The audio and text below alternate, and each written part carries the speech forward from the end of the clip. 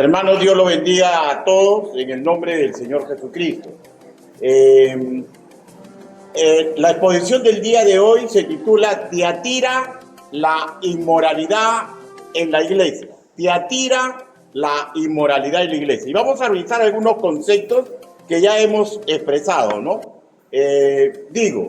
Si bien es cierto que el Hades no prevalecerá contra la iglesia de Cristo, y esto está sustentado en Mateo capítulo 16, versículo 18, también es cierto que esta promesa no se incumple si la iglesia como un ente universal pierde algunas batallas, dado que son gajes de la guerra.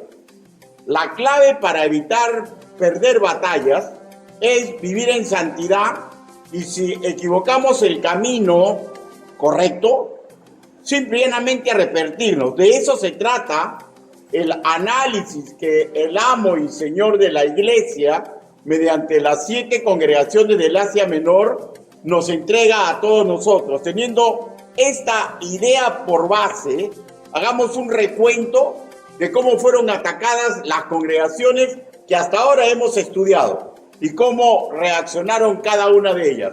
A Éfeso, los demonios utilizaron a ciertos individuos para que intenten contaminarlos con herejía intelectual. Estos fascinerosos se autonombraban apóstoles y se percibían como líderes, y ellos creían, y así lo expresaban, que eran especiales, superiores a los demás. Ahora, pero sabemos la historia, ¿no? Fueron hallados mentirosos, los aborrecieron y en consecuencia los apartaron. Escuche ya, sin importar el nombre que tenían, la familiaridad que tenían con los miembros de la iglesia, que se dieron cuenta que eran mentirosos, ¿ya? No interesó el dinero que tenían, su prestigio secular, porque ellos hicieron lo correcto. Pero incluso haciendo lo correcto, Dios a los de Éfeso les pidió más. Les dijo que no dejen de hacer las primeras cosas, típicas de los que mantienen el primer amor. A Esmirna la atacaron utilizando a los de la sinagoga judía, que levantaron acusaciones falsas contra ellos. Y esto hizo andar los mecanismos legales de Roma. En consecuencia, muchos de ellos fueron perseguidos, arrestados, sus bienes confiscados y algunos muertos, sumado a que no podían acceder a un trabajo normal porque se negaron a adorar a los dioses tutelares.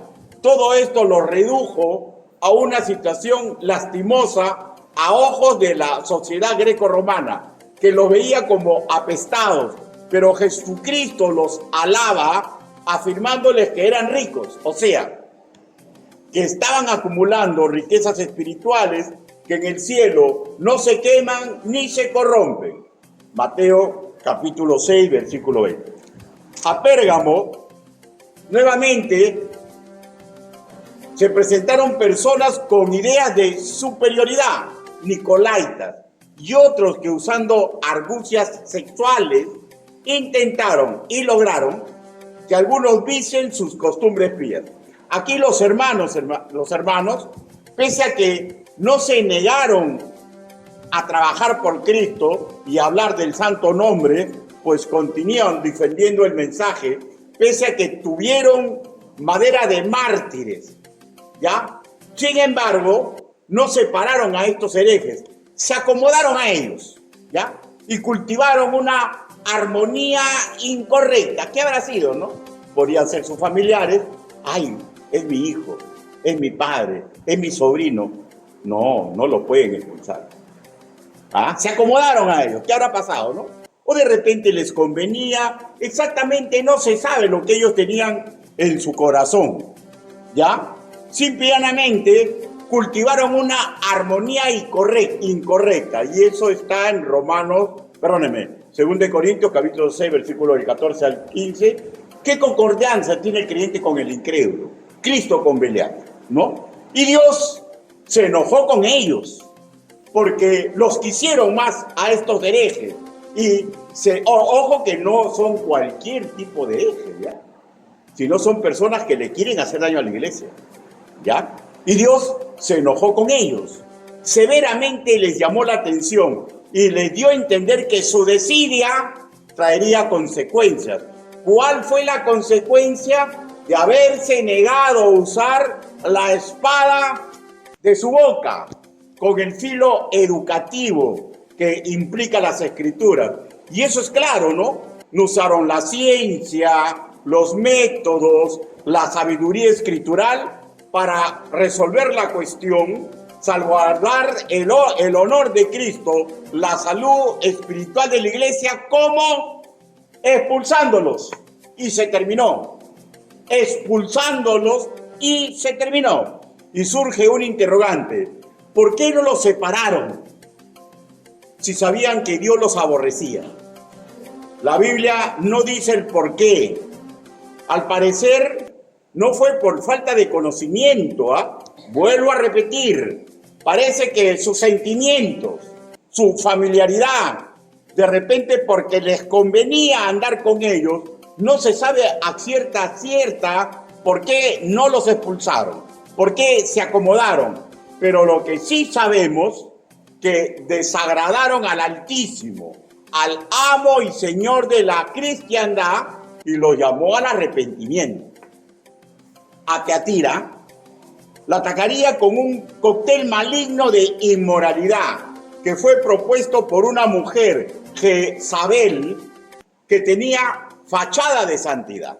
Y ya dijimos, ¿no? Solo circunstancia que fuera mujer, pues la inmoralidad y el libertinaje puede provenir de cualquier individuo sin importar su sexo, su etnia, grado de cultura, posición socioeconómica, que simplemente se nos junte y desee sacar provecho innoble de nosotros. Y recordemos, hermanos míos, también las obras por las cuales fueron elogiados los creyentes de Teatira, ¿no?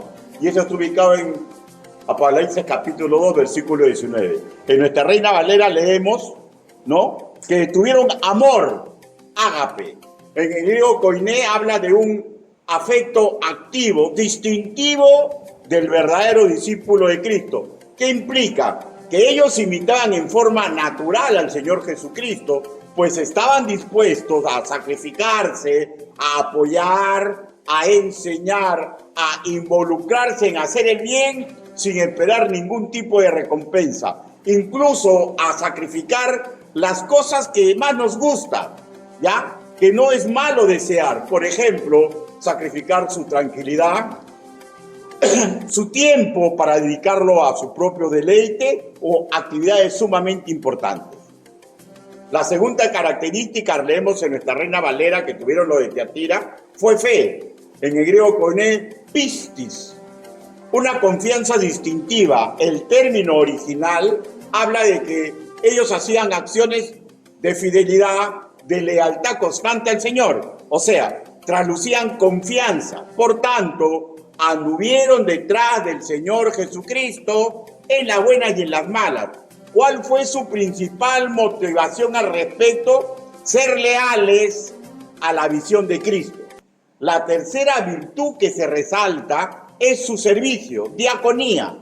No era simplemente un servicio o un trabajo que se presta a la congregación o a un hijo de Dios, sino un trabajo distinguido, como le corresponde a un diácono, ¿no? O sea, servían con cariño, con detalle, con sana urgencia, comprendiendo que ese servicio a los hijos de Dios, ¿ya? Ese servicio al prójimo era, y es por si acaso, como servir al mismo Dios. Pero también se habló de una cuarta virtud, ¿no? Que tuvieron paciencia, juponomé, paciencia, que significa literalmente permanecer bajo, un indicativo, que tuvieron un aguante ante las presiones que en la vida se sufre, ¿ya? O sea, ¿de qué estamos hablando? Dificultades propiciadas por el enemigo espiritual, ¿ya? O por problemas naturales inherentes al pecado original. Por ejemplo, debilidad por la edad, ¿ya? Por enfermedad. Ahora, aguantaban la zarpa del maligno y aguantaban las cosas naturales. Ya, lo aguantaban con mucha paciencia. Y esto, hermanos míos, implicó que por nada ni por nadie se dejaban apartar del camino. Y lo más magnífico que dice el Señor de ellos, que sus postreras sombras eran mejores que las primeras. O sea, implicaba que cada día crecían más y más y más en amor, en fe, en trabajo diaconal y en paciencia. ¿Ya? ¡Qué tremenda congregación! ¡Qué tremenda congregación! Pero recuerden que guerra es guerra. Y en la guerra tienes que intentar desarmar a tu enemigo. Y el demonio, hermano mío, lo ve como sus enemigos. Busquen Apocalipsis, capítulo 2, versículo 20. Apocalipsis, capítulo 2, versículo 20.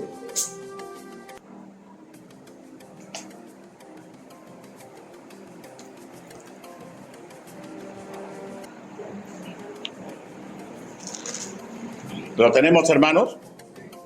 Puesto de pie.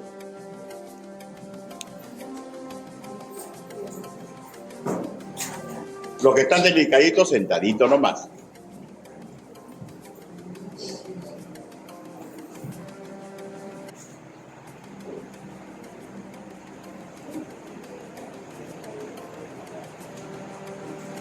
Dice la palabra del Señor, pero tengo unas pocas cosas contra ti, que toleras a esa mujer Jezabel, que se dice profetiza, enseña y seduzca a mis siervos a fornicar y a comer cosas sacrificadas a los ídolos. A la voz de tres repitamos el versículo 20. 1, 2, 3. Pero tengo unas pocas cosas contra ti, que toleras a esa mujer Jezabel, que se dice profetiza, enseña y seduzca a mis siervos a fornicar y a comer cosas sacrificadas a los ídolos. Palabra de Dios, inclinen su rostro, permítame que ore. Bendito Padre Celestial, mis hermanos aquí reunidos todos comprenden a cabalidad que no existe hombre digno de predicar ni enseñar su evangelio. Señor, pero hoy usted me está dando esa responsabilidad. Hable, Señor Yahvé. Permita que lo que he investigado y he recopilado, Señor, sea espada de doble filo para que a mis hermanos los recuerde, Señor, el mensaje que usted le dio a esta congregación y mi persona también recuerde la tremenda responsabilidad que tengo como pastor suyo. Así le pedimos, así le suplicamos, en el nombre del Señor Jesucristo. Amén.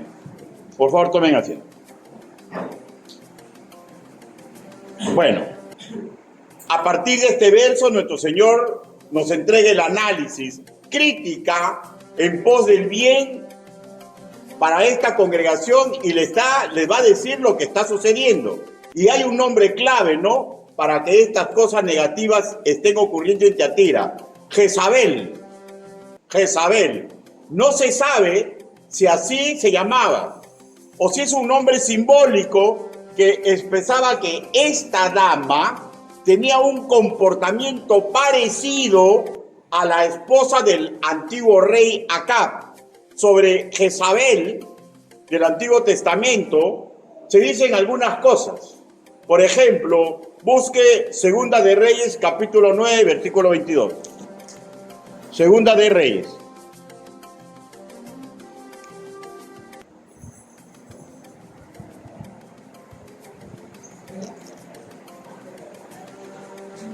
Segunda de Reyes, capítulo 9, versículo 22.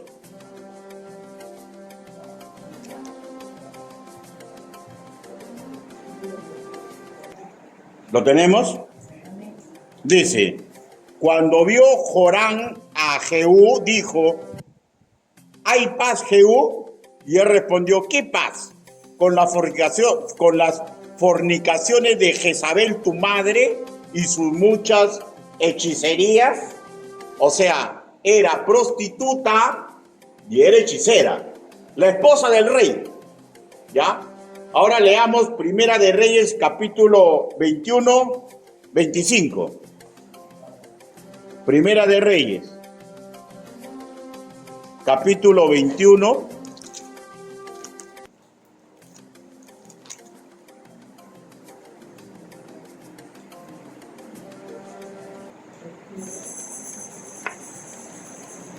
Dice, a la verdad, ninguno fue como Acab. Acab es el rey, su esposo, ¿no es cierto? Ninguno fue como Acab, que se vendió para hacer lo malo ante los ojos de Jehová, porque Jezabel, su mujer, lo incitaba. O sea, le gustaba inducir al mal, no solamente al pueblo de Dios, a su esposo también. Y a mérito de estos antecedentes, tengo la sensación que ese es el motivo por el cual algunos comentaristas piensan que esta mujer pudo ser la esposa del pastor de Tiatira. ¿Ya? Es una posibilidad. Ahora, vayamos a Primera de Reyes, capítulo 18, versículo 19. Primera de Reyes.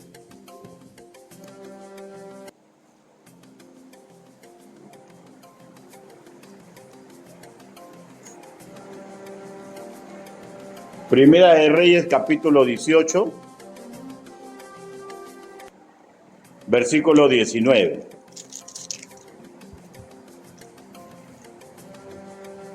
Dice, envía pues ahora y congrégame a todo Israel en el monte Carmelo, y los 450 profetas de Baal y los 400 profetas de Acera, que comen de la mesa de Jezabel. O sea, solventaba materialmente a los sacerdotes de estos dioses falsos. O sea, ¿qué implica? Que la esposa del rey era adoradora de Satán y de huestes de maldad, que estaban en abierta guerra contra Jehová y sus profetas. ¿Y por qué decimos que ella estaba en abierta guerra contra Jehová y sus profetas? Porque en Primera de Reyes, capítulo 18, versículo 4 y versículo 13, se nos dice que ella ordenó matarlos y tuvieron que esconderlos, porque si no, esta mujer, chifa, lomo saltado, los mataba. ¿Ya? Y recapitulemos pues sobre la original Jezabel.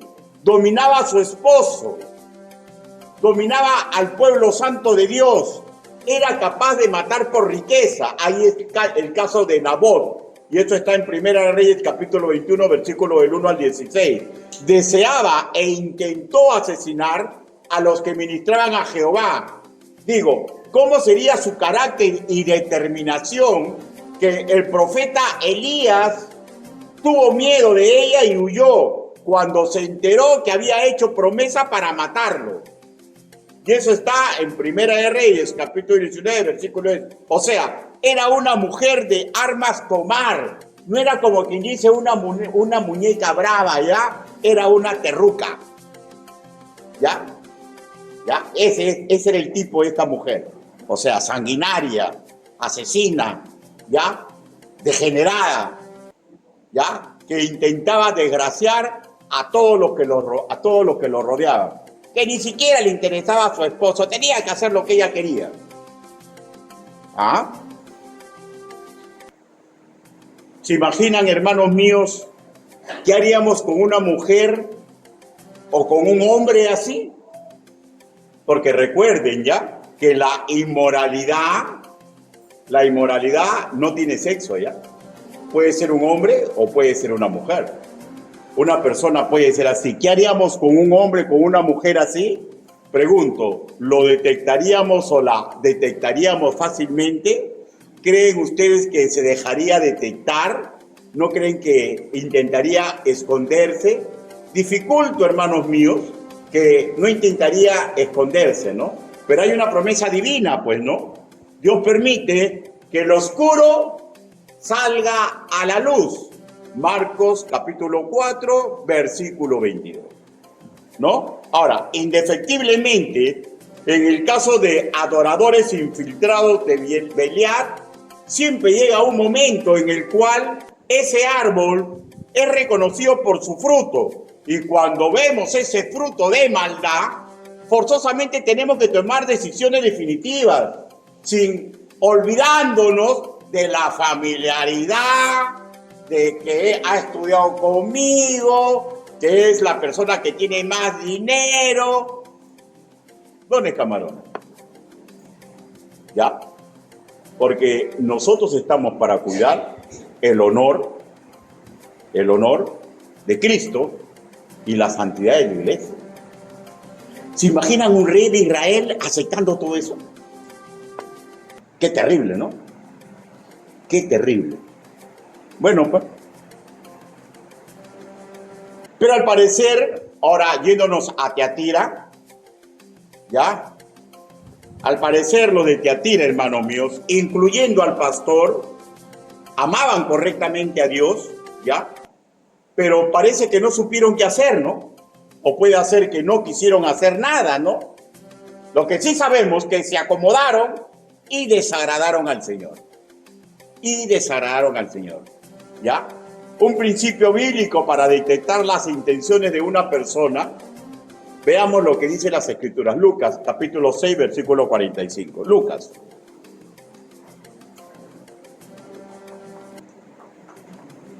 Lucas, capítulo 6.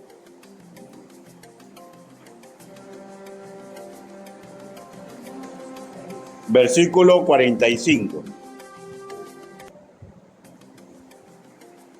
Cuando escuche el hombre bueno, diga el ser humano, ¿ya?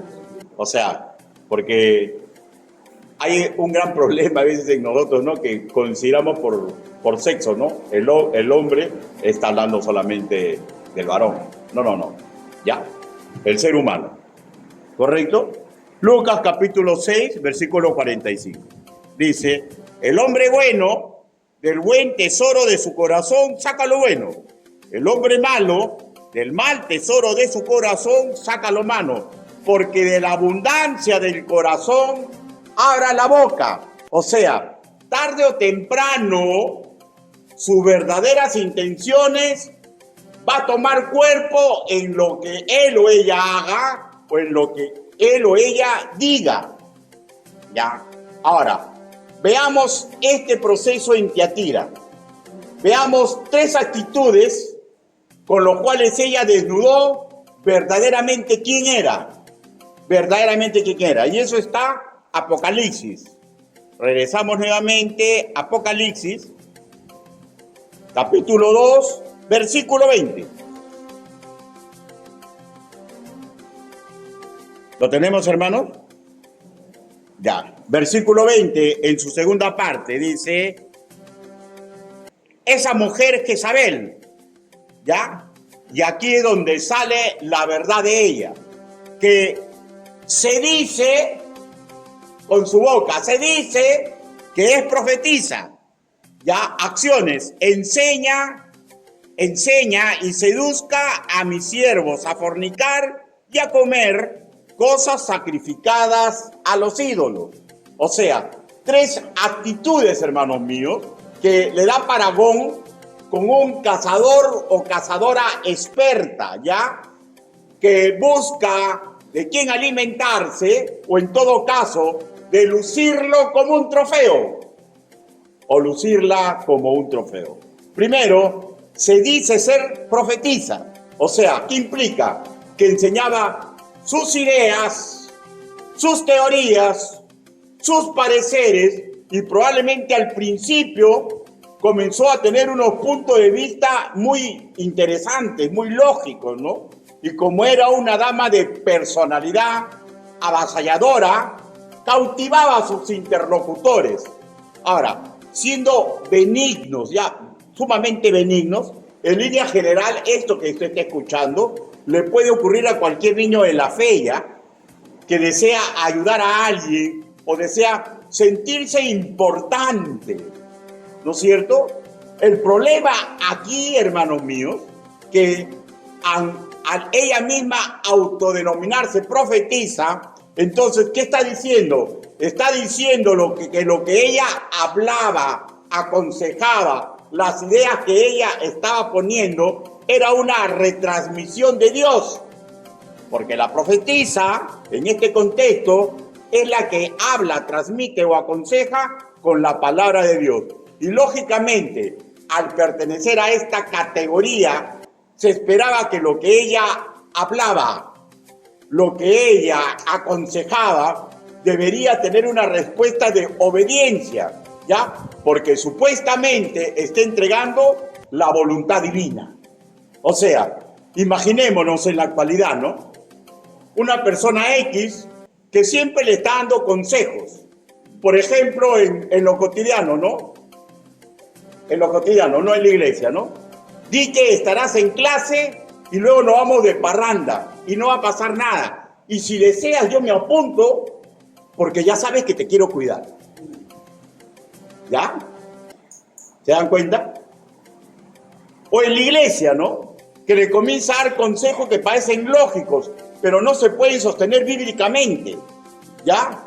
Y cuando no haces de acuerdo a sus pareceres, de acuerdo a sus opiniones, se molesta un poco. Y hay veces se desnuda con un rictus de enojo, de contrariedad. Pero hay que reconocer que hay unos que son sumamente astutos, ¿ya? Y tienen como un témpano de hielo y no traslucen la maldad que hay en su corazón. Pero cuando usted escuche seguidamente consejos, pareceres que no forman parte de la palabra del Señor y parece que te busca y que te busca tus antenitas de duraluminio que se pongan de alerta, porque ya comienza a haber algo raro, ¿ya? Porque lo que está intentando es enseñorearse de usted. Y si usted tiene una fuerte defensa a ser contaminado, ¿a quién cree que va a buscar para influenciar? Es algo que puede suceder en la vida cotidiana, ¿ya? O simplemente en la iglesia. ¿A quién va a buscar? A niños en la fe, pues, o a quienes detecta que son adolescentes espirituales. Y en la vida cotidiana, si tienen escuela del mundo, pero escúchenme, por favor, damas y hombres, ya escúchenme. Saben qué decir, saben qué opinar, saben cómo y cuándo sonreír, saben cuándo ponerse triste porque la otra persona está triste. ¿Qué es lo que están intentando? Que usted baje la guardia. ¿Por qué? Porque está intentando engatusarla para cumplir los deseos que esa persona tiene. Estoy hablando de un cazador, de una cazadora. ¿Ya? Y ojo, hermanos míos, ¿ah? Que en la vida cotidiana esto no significa que sea un canalla, ¿ya? O una mala mujer, ¿ya? Simplemente que así le han enseñado, así ha aprendido, y para él o para ella es lo normal. Es lo normal. No se trata de eso el enamoramiento en el mundo, engañar y engañar hasta lograr lo que yo deseo lograr, ¿no es cierto? Engatusan para cumplir su deseo. ¿Qué hace un creyente, sea hombre o sea mujer, andando con un hombre de esta característica, que es simpaticón, sabe qué decir, sabe qué hacer, parece que es el hombre ideal para que me ayude en cualquier situación? Y también lo mismo, ¿qué hace un hombre con una mujer de esta característica, andando para arriba y para abajo? Escúcheme, solamente está esperando el momento oportuno para cerrar la trampa. La Biblia dice, ¿qué concordancia tiene Cristo con Belial? No se dejen engatusar, tengan sumo cuidado. Pero regresemos a la iglesia. ¿Por qué va a buscar a un niño en la fe o a un adolescente? Algún adolescente. ¿Por qué? Porque los niños en la fe, por naturaleza, son inconstantes. Explico. Todos nosotros, cuando somos niños en la fe, somos inconstantes. Todavía no hablamos ni discernimos como adultos espirituales. Estamos en un proceso. Estamos en un proceso y somos muy simples. Somos puerta abierta para cualquier tipo de opinión, ¿ya? Por tanto, un niño en la fe debe tomarle importancia a las Escrituras. Lo mismo quien tiene regular de tiempo congregando, porque quien grosera y metódicamente se aleja de escudriñar las Escrituras, se comienza a poner en peligro. Ahora, sume otro caso, pues, ¿no? Quien está siendo educado con pequeñas dosis de veneno. Un cristianismo, porque hay maestros que le meten unas fábulas a los hermanos, ¿ya? Y en estas iglesias donde no hay sana doctrina, si usted vive con fábulas, con mezcla de cristianismo y fábulas, no va a avanzar en su discernimiento.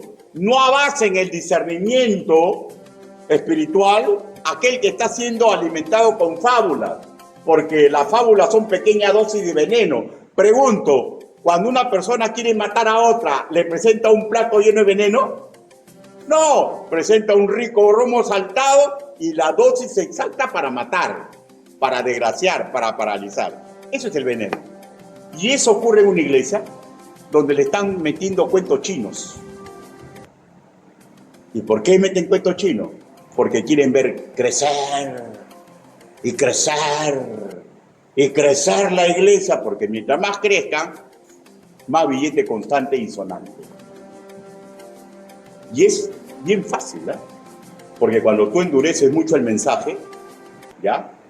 Cuando no le cuenta fábulas y le cuenta que el cristianismo es más dar que pedir, que el cristianismo es sacrificarse, cuando los hombres se enteran que tienen que vivir para sus mujeres y cuando se le dice a las mujeres que tienen que cumplir el rol que corresponde, muchos de aquellos que no son creyentes se van de la iglesia. Y muchos de los que han sido acostumbrados a la inconstancia le choca y van a buscar predicadores o maestros de acuerdo a lo que les gusta. Y eso, hermanos míos, es una persona inconstante que fácilmente puede caer en la mano de estas lagartijas. Un lobo disfrazado de oveja primero va a intentar ganarse el corazón de el que ya descubrió que es inconstante. ¿Por qué? Porque son psicólogos. Se dan cuenta que estás ansiosa o ansiosa por algo y te entrega el juguete con el cual tú te quieres divertir. Y una vez que se ganan el corazón de los inconstantes, cuando han puesto un colchón de prestigio, cuando ya se han ganado en algo el corazón de esa persona, eligen compañero de travesía. Porque una persona que es encantadora no solamente se dedica a uno o a una, a un grupo lo seduce con su forma de ser, ¿ya? Y una vez que seduce a un grupo, le echa ojo a quién va a ser su compañero de travesía. Usa más o menos algo parecido al cristianismo, pero ellos lo usan para mal. En el cristianismo se te enseña que si tienes interés en un hombre o una mujer, ya, guárdate tu sentimiento, no se le digas y compórtate en forma galante a todo ese grupo. Algo parecido, pero ellos lo usan para el mal. Nosotros lo usamos para cuidar la reputación, ¿ya? Entonces, una vez que sabe cuál de esos corazones inconstantes está ávido porque desea algo y ya se dio cuenta que le puede cerrar la trampa, ve que esa es la persona compañera de travesía. Segunda de Pedro, capítulo 2, versículo 14. Segunda de Pedro, capítulo 2, versículo 14.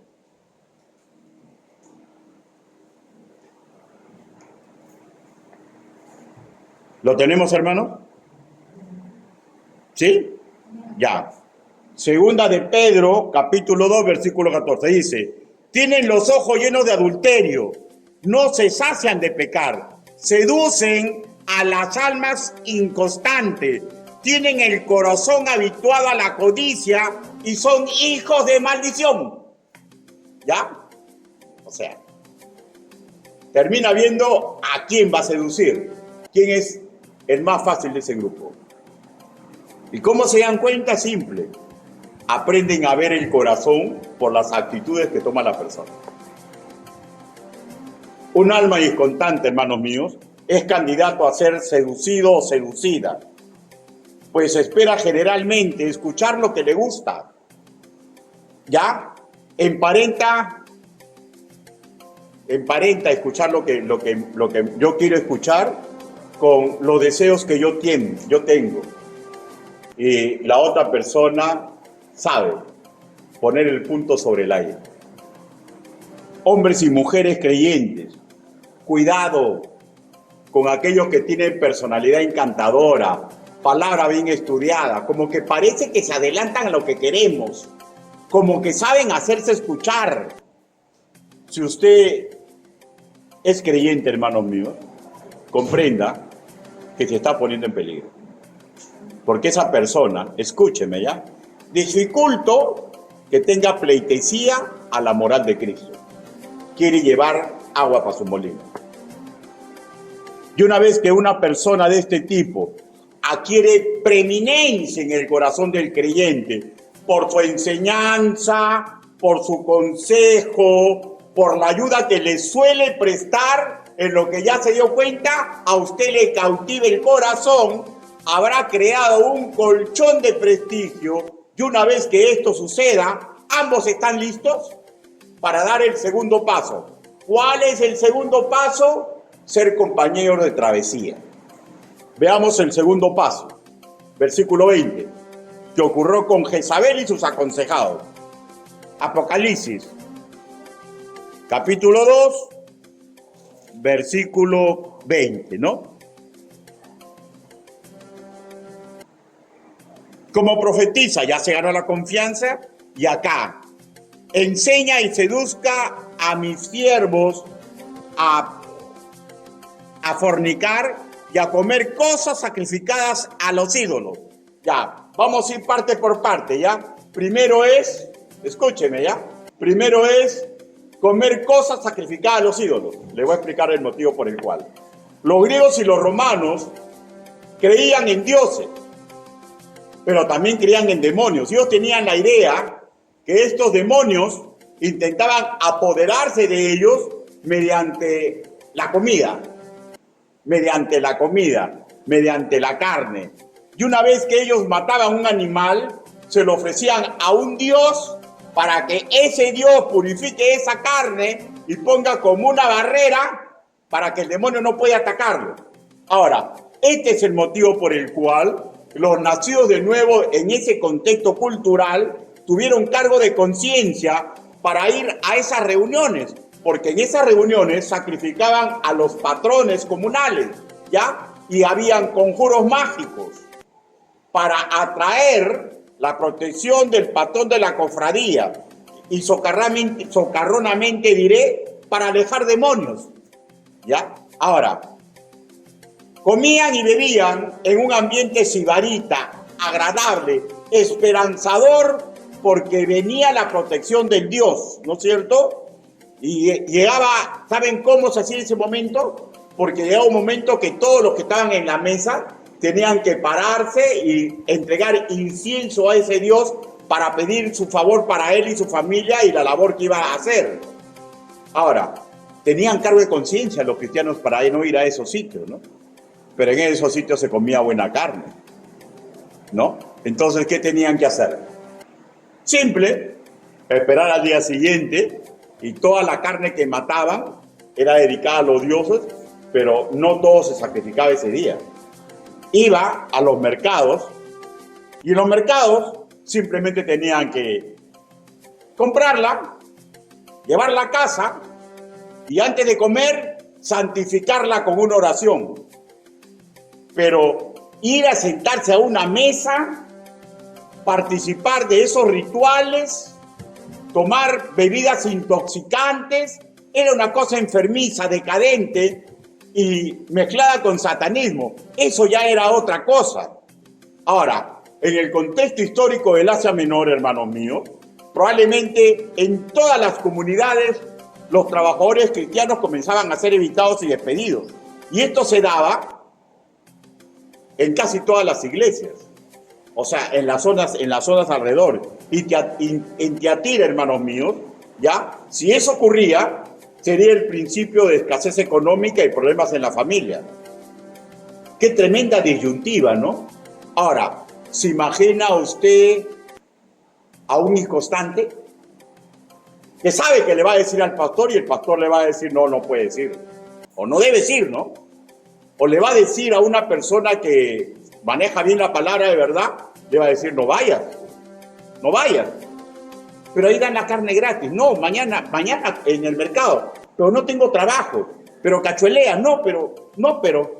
Y entonces, no, el pastor es muy fuerte, el hermano Luis es muy fuerte, la hermana Berta es muy fuerte, no, mejor a ellos no vamos a decir, vamos donde Jezabel, es una mujer muy sabia, es una mujer que nos ayuda, es comprensiva, es servicial, es una profeta del Señor. Ya se había ganado ese corazón de los circunstantes. ¿Y qué hizo esta mujer? Los empujó a ir a esas reuniones. ¿Qué les habrá dicho, no? Bueno, vamos, pues yo los voy a cuidar. Ah, claro, vamos a ir con la profetisa, pues, ¿no? ¿Qué mejor forma de cuidarme, no? ¿No? ¿Usted quiere ir a un sitio peligroso? Pastor, ¿me puede acompañar? Bueno, vamos, ¿no? ¿No es cierto? ¿Qué mejor forma, no? Voy a ir con Jezabel. Ella me va a cuidar. No sabía que Jezabel era la primera cazadora. Era la primera cazadora.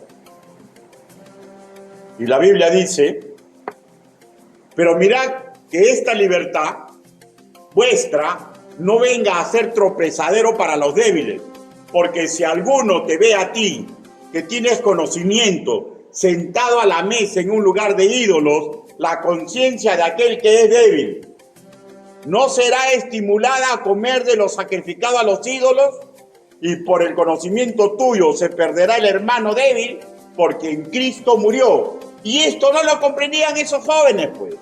Esas personas inconstantes. Simplemente querían cumplir los deseos de su corazón. ¿Se imaginan, hermanos míos?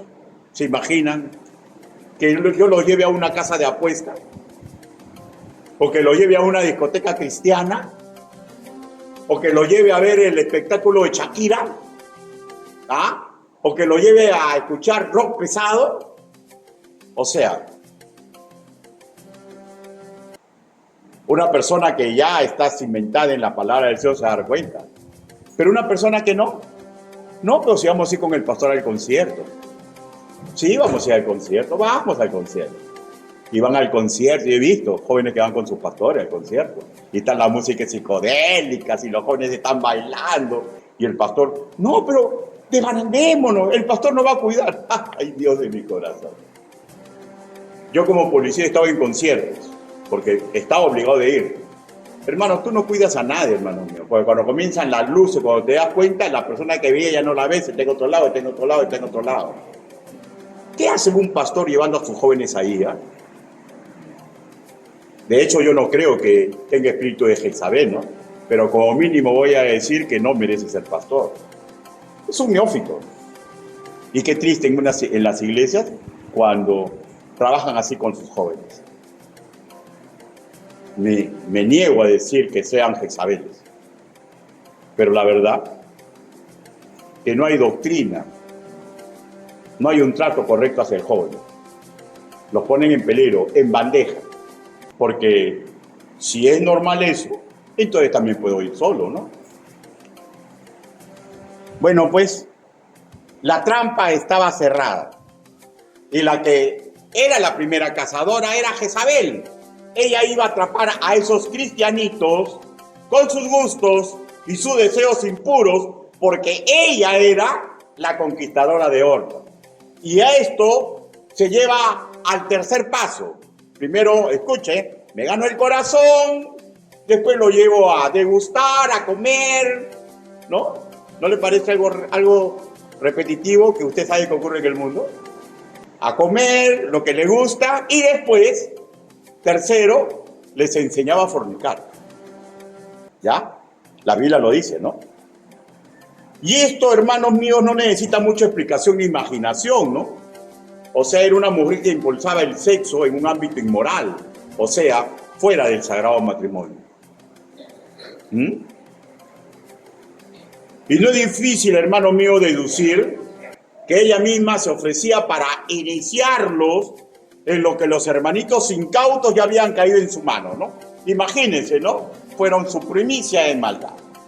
Tenían un deseo en el corazón, pensaban que ella los iba a proteger, y ella fue la primera que hizo que se intoxique, que estén medio guaquitas, medio borrachitos, ¿no? Y de ahí ya, pues, ¿no? Nunca olvidar, hermano, que una cosa trae lo otra, ¿ya? Primero, una persona que es cautivadora y te dice, vamos a divertirnos. ¿Dónde va a llevar? Una fiesta, una discoteca, de ahí tomo mis traguitos. Y hay personas que yo escuchaba, no, pero yo voy, pero yo solamente tomo gaseosa, yo me cuido. Hermano, en ese ambiente a veces ni cuenta te das, y a la gaseosa le echan un poquito de sustancia y termina con tus hormonas arrebatadas, saltando como perico. Y de ahí, ya se sabe, ¿no? Ya sabemos lo que continúa, ¿no es cierto, hermano? ¿Por qué? Porque es una secuencia descendente en el cual se pone como bandeja el necio y es difícil escapar. Es difícil escapar. Los que cayeron en manos de esta llamita llegaron a tal corrupción y dejadez en su moral que Apocalipsis dice que ellos mismos dicen que practicaban las profundidades de Satanás. ¿Ah? Capítulo 2, versículo 24. Porque a vosotros y a los demás que están en Tiatira, a cuantos no tienen esta doctrina y no han conocido lo que ellos llaman profundidades de Satanás, yo os digo, no os impondré otra carga. O sea, alguien puede decir, ay, pastor, definitivamente no eran nacidos de nuevo. De hecho, sí lo eran, hermanos míos, ¿sabes? O sea, también de hecho, o sea, un conquistador, para llevarse la pieza mayor, primero entrena, pues, ¿no? De hecho que primero, a las primeras víctimas eran no creyentes, ¿no? Pero una vez que se sintió seguro y se dio cuenta que los cristianos también tienen los mismos deseos que los no creyentes, dio un paso más, ¿no? Y sedujo a verdaderos hijos de Dios. ¿Y saben por qué sabemos que son verdaderos hijos de Dios? Porque la Biblia dice que seduces a mis siervos. Y siervo, ¿ya? Siervo, hermanos míos, en lo que leemos en nuestra Reina Valera 1960, que el versículo 20, vamos a la Reina Valera 1920, dice: pero tengo unas pocas cosas contra ti, que toleras a esa mujer Jezabel, que se dice profética, enseñe y seduzca a mis siervos, a mis siervos. Cuando leemos a mis siervos, hermanos míos, en el griego koiné es emous doulos. ¿Y saben cuál es la traducción literal? Esclavos por voluntad propia. ¿Y saben quién es un esclavo por voluntad propia? Aquel que ha aceptado a Cristo como su Señor y Salvador. Y entrelacemos pues lo que ocurrió en Tiatira, ¿no? Y lo que advirtió Pablo, ¿no? Porque se levantarán falsos cristos y falsos profetas y darán señales grandes y prodigios, de tal manera que engañarán, si es posible, aún a los escogidos de Dios. Mateo capítulo 24, versículo 24. De hecho, que esta damita no hacía grandes prodigios, ¿no? Pero el más grande prodigio fue que tenía la lengua filosa y sabía engatusar a los escogidos de Dios, ¿no? Hechos, capítulo 20, versículo 29. Hechos. Hechos, capítulo 20.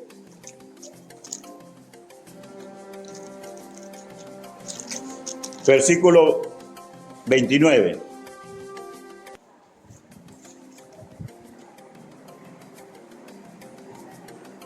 Miren lo que le dice Pablo: porque yo sé que después de mi partida entrará en medio de vosotros lobos rapaces que no perdonarán al rebaño.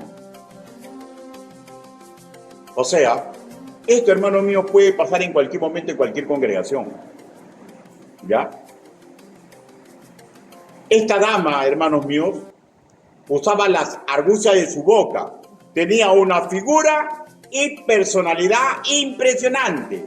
Buena inteligencia, lengua filosa, sabía jugar con deseos y ellos cayeron redondito en su trampa. La pregunta es, ¿por qué la siguieron? Ingenuidad puede ser.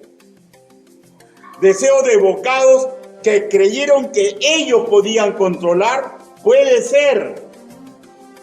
Se cansaron de luchar y deseaban tener un momentito agradable en su vida, una canita al aire, pudo ser.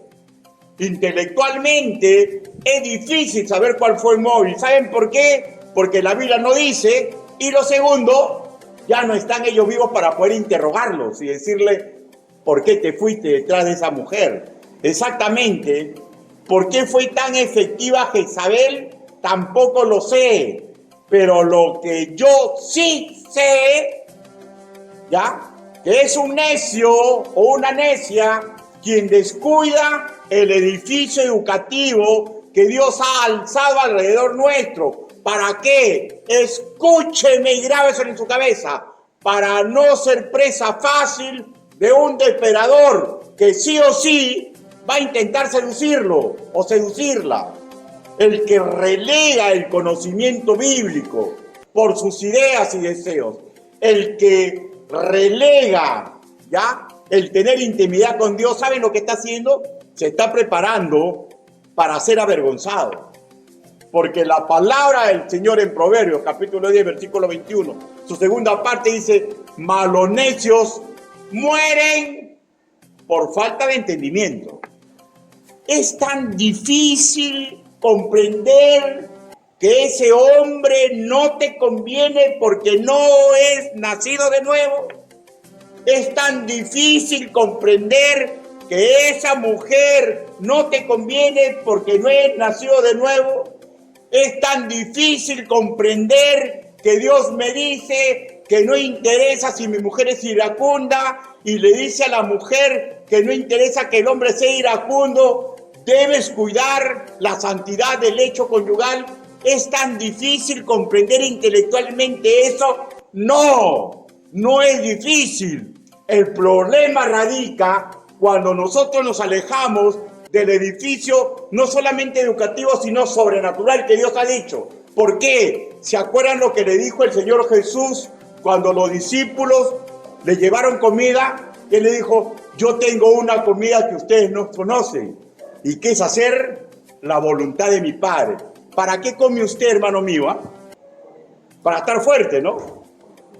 Pero la comida física le da fuerza al cuerpo y al intelecto.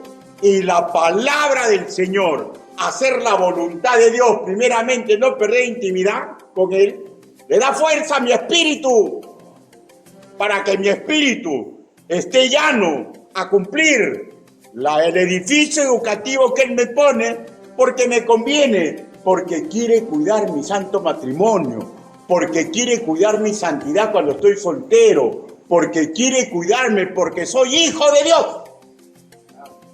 Y el hijo de Dios muchas veces no se deja cuidar. Nosotros, hermanos míos, para vencer la astucia del mundo, necesitamos forzosamente el filo de la espada divina, uno de los filos. Y cuando nosotros aplicamos un filo, yo le sumo un certificado. El otro filo sobrenatural, que es el poder del Señor Jesucristo, nos va a cuidar. Pero no funciona si nosotros mismos no nos cuidamos. No funciona si nosotros mismos no nos dedicamos a cuidar a otros. No funciona esto, hermanos míos, porque la alma del guerrero tiene que ser para cuidar a los demás. El guerrero que lucha por su casa, el guerrero que lucha por sus intereses, el guerrero que no lucha en beneficio de las personas que lo rodean, aún de aquellos que lo atacan, no merece ser guerrero.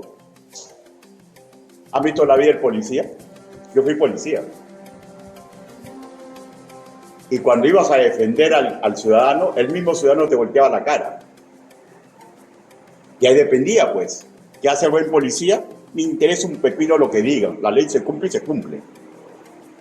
Para arriba, piedras, todo, fuera. Te voy a denunciar, denúnciame. Te voy a cambiar a la China, cámbiame a la China. Porque es guerrero. Pero el que no es guerrero, hagan lo que quieran. Y eso ocurre, hermanos míos, también con el creyente que se olvida que es guerrero. ¿Y cómo implica que usted es guerrero? Porque usted se acostumbra a cuidar a los demás. De ahí que aceptas trabajar para la gloria del Señor Jesucristo, y trabajar para la gloria del Señor Jesucristo implica cuidar a los demás. ¿O no es así? ¿Qué hacen los de la escuela dominical? ¿No cuidan niños? ¿Qué hacen los que trabajan en los jóvenes menores? ¿No cuidan a los jóvenes menores? ¿Qué hacen los que trabajan con los jóvenes mayores? ¿No cuidan a los jóvenes mayores? ¿Qué hacen el diaconado? ¿No cuida las cosas materiales de la iglesia y cuida a los hermanos en Cristo? ¿Qué hace un pastor? ¿No cuida? O sea, son el trípode del guerrero. Tengo que tener intimidad con Dios. Tengo que confiar en lo sobrenatural de Dios, la oración. Y tengo que vivir trabajando para servir a los demás. Si usted descuida una sola de estas tres patas, usted se está poniendo como carne cañón. Por eso es que en una iglesia de sana doctrina se intenta que los hermanos no estén sentados, que todos trabajen, porque sabemos que no es suficiente con solamente orarle a Dios, ¿ya? No es suficiente con tener intimidad con la palabra si no estás ejerciendo para servir a los demás. Son las tres patas que tenemos que cuidar del trípode. Hermanos míos, sintetizamos. A lo de Éfeso le dijo, no permita que se enfríe el primer amor en ustedes. A Esmirna le dijo, no tengan temor por las persecuciones, sé fiel hasta que yo regrese. A los de Pérgamo le dijo, confíen en la palabra revelada para evitar ser pasto de los malos maestros. A los de Tiatira les dijo, eviten tanto el adulterio sexual como el espiritual. La pregunta es, ¿qué le está diciendo usted esta prédica? ¿Qué nos está diciendo a nosotros esta prédica? Tenemos que tener sumo cuidado cuando personas con el perfil y comportamiento de Jezabel se presenten a nuestra vida, hermano, o se presenten a la iglesia. Si nosotros no nos vamos a preparar para ese momento, yo le firmo un testificado, ¿ya? Usted va a ceder. Conclusiones. Primero, no olvidemos, esto es una guerra, y si bien la iglesia como un todo no puede ser vencida, algunas congregaciones dejarán de enseñar lo bueno, motivadas por doctrinas y prácticas indeseables impulsadas desde la misma iglesia. Y nosotros no debemos permitir eso. Luchemos en nuestro hoy para que eso no nos suceda mañana. Segundo, aunque estemos haciendo lo bueno, lo noble, lo agradable a Dios con manifestar virtudes divinas como lo de Tiatira, comprendamos que siempre va a haber posibilidad de que seamos infiltrados y que fuera de la iglesia siempre va a ser posibilidad de toparnos con hombres y mujeres, ¿ya?, que usan la argucia de Jezabel para seducirnos. Por tanto, debemos aceptar, educarnos. Por tanto, debemos intentar seguir haciendo las cosas buenas, pero vuelvo a repetir, no dejar de educarnos. Por tanto, debemos seguir orando, y vuelvo a repetir, no debemos dejar de educarnos. Por tanto, debemos confiar en Dios, y vuelvo a repetir, no debemos de dejar de educarnos. Porque la fuerza de la oración no está en el que ora, está en Dios. ¿Está bien o no? ¿Ya? ¿Está bien o no? La fuerza del guerrero es que él acepte prepararse. Su decisión, prepararme, porque sé que soy un guerrero de Dios y voy a entrar algún día en batalla. Tercero, apartémonos de caminos necios y peligrosos. Aprendamos que un hijo o una hija del diablo, por más buena gente, por más guapo o guapa, por más verbo florido, por títulos, cargos que tenga, al final no cree en Dios. Y por último, si no cree en Dios, no cree en la moral de Dios. Y a entablar una amistad indebida con una persona así, prepárese, les hemos explicado. Va a venir a su vida un ay cuando diga, estuve mal en la calle y en la congregación. Y no olvidemos, hermanos míos, en juego no solamente nuestro testimonio, sino también el presente y el futuro de nuestros hijos, de nuestra congregación y lo más sagrado que debe tener un creyente, ¿no? En juego el prestigio del Señor Jesucristo, que murió en la cruz por mí y por ustedes. Cuidémonos, porque no sabemos en qué momento nos vamos a cruzar con una persona que tenga el espíritu de Jezabel y venga para desgraciar nuestra vida. Inclinen su rostro, vamos a orar.